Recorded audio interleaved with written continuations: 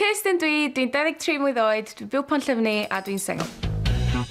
Dwi'n beauty therapist a dwi'n gweithio yn beauty salon yn Porthmadog.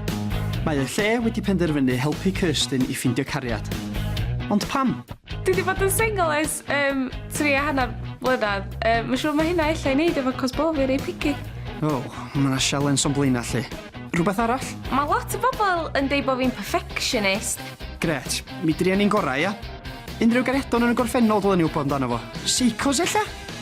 Sgynna fi ddim really llawer o hanes deitio.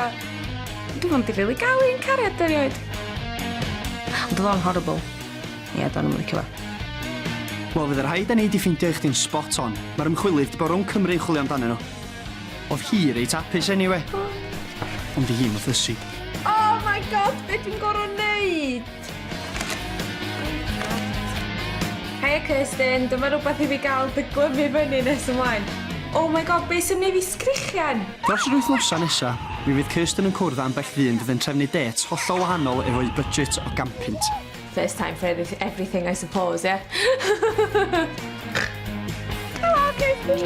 Hello! Cyn dwi'n gwneud.